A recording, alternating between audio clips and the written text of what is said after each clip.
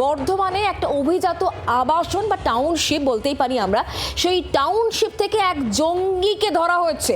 Bengal STF এক জঙ্গি, তার নাম হামিম মণ্ডল, তাকে গ্রেফতার করা হয়েছে। এবং এই হামিম মণ্ডল, এই ব্যক্তি নাকি মুখ্যমন্ত্রী শুভেন্দু অধিকারীর ডিটেলস রাখছিল, তার গতিবিধি সবটা সে কিন্তু একেবারে পরখ করছিল এবং নখদর্পণে রাখছিল। এবং সেখান থেকেই পরিষ্কার হচ্ছে এই জয়সী মোহাম্মদ জঙ্গি তাহলে কি মুখ্যমন্ত্রীকে হত্যার ছক কষেছিল? একা শুধু নাকি এর সঙ্গে বড় একটা যোগ রয়েছে? কার কার কানেকশন রয়েছে, এই কার কার সান্নিধ্যে রয়েছে, এর মাস্টার মাইন্ডকে, সবটাই এই মুহূর্তে জানার চেষ্টা করা হচ্ছে। রেনেসা টাউনশিপের কথা বলছিলাম। এই রেনেসা টাউনশিপ একটা অভিজাত টাউনশিপ, যেখানে নিরাপত্তা অত্যন্ত প্রায়োরিটির সঙ্গে দেখা উচিত। কিন্তু একজন জঙ্গি যখন সেখানে থাকছে, তার যে সমস্তগুলো দেখা দরকার, নাম ধাম সব কিছুই যেগুলো খুব নেসেসারি, সেগুলো কি আদৌ নেওয়া হয়েছিল? যদি আদৌ নেওয়া হয়ে থাকে তাহলে এক জঙ্গি কি সেখানে বাস করতে পারতো? প্রশ্ন উঠছে তো। এবং সেক্ষেত্রেই ব্রোকারের ভূমিকা অবশ্যই প্রশ্নের মুখে। ব্রোকারের বক্তব্যকে ওকে শোনায়।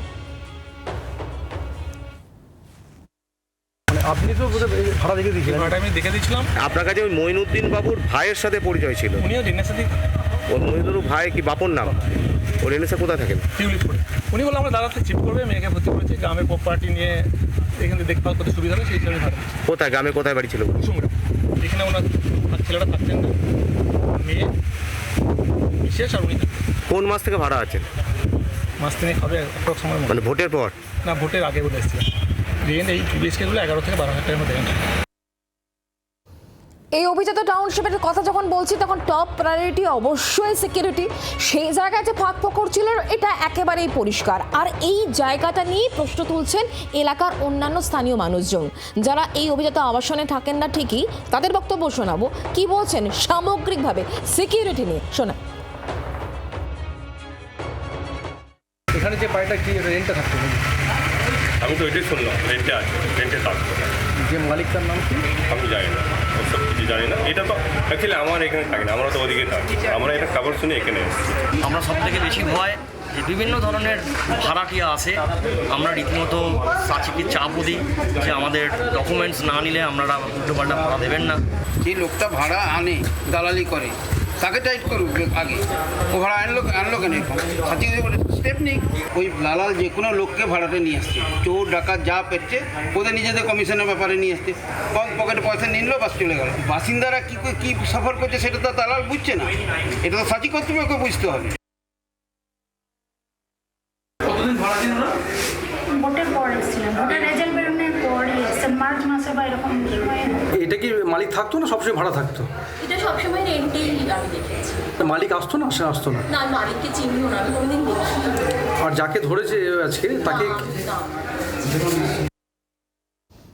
আমি শুভময়দার কাছে আসি। শুভময়দা, এই যে মুখ্যমন্ত্রীকে হত্যার একটা ছক পরিকল্পনা ছিল, এটা এখন মোটামুটি পরিষ্কার হয়ে গিয়েছে। কতটা অ্যালার্মিং বলুন তো? তার মধ্যে বর্ধমানের জায়গা থেকে গ্রেফতার করা হচ্ছে, যেখান থেকে গ্রেফতার করা হয়েছে এই হামিম মণ্ডলকে, সেখান থেকে খাগড়াগড়ের দূরত্ব বেশি নয়। খাগড়াগড়টা মনে পড়েই যাচ্ছে, কারণ খাগড়াগড়ে কি হয়েছিল আমরা জানি। খাগড়াগড় বিস্ফোরণ কাণ্ডের ঘটনা এখনও আমাদের মাথায় রয়েছে। দেখুন, এই সংসদীয় গণতন্ত্রের মধ্যে আমরা তো একটা শান্তিপূর্ণভাবে পৃথিবীর বৃহত্তম গণতন্ত্রে থাকতে চাই, কিন্তু তা সত্ত্বেও আমাদের দেশের ইতিহাসে বিভিন্ন প্রধানমন্ত্রীর মৃত্যু থেকে শুরু করে এই ধরনের বিষয় ঘটেছে এবং আমাদের অত্যন্ত সতর্ক থাকতে হবে। এবং আমরা সত্যিকারের যেটা জিরো টলারেন্স বলি, আমাদের দেশ নেতাদের রক্ষা করার জন্য অত্যন্ত সতর্ক থাকা প্রয়োজন। আমার মনে হয় যে ভালোর দিকটা হচ্ছে এটাই যে আমরা চট করে আমাদের সরকার জানতে পেরেছেন, তাকে গ্রেপ্তার করা গেছে এবং আপাতত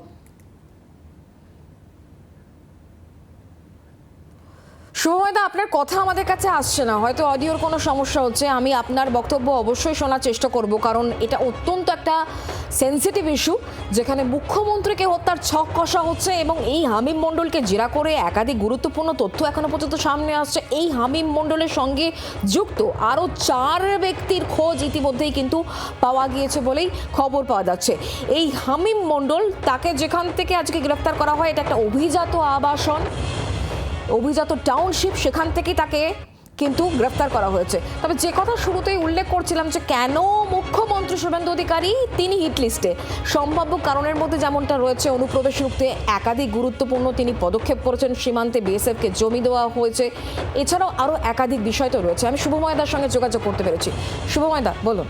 আমার মূল বক্তব্য হচ্ছে যে আমাদের অত্যন্ত সতর্ক থাকা দরকার, এবং এই যে সামাজিক যে অংশটি অর্থাৎ ভাড়া দেয়া বা এই প্রসেসগুলোর ক্ষেত্রে তো যারা আমাদের এই যে রাষ্ট্র ব্যবস্থাকে আঘাত করতে চান তারা এই সুযোগগুলো নেবেনই, এবং এই জায়গায় শুধু পুলিশ বা রাষ্ট্র ব্যবস্থার উপর দায়িত্ব দিলে চলবে না, সামাজিকভাবে সতর্কতা প্রয়োজন যে কে এসে আমাদের অঞ্চলে থাকছেন।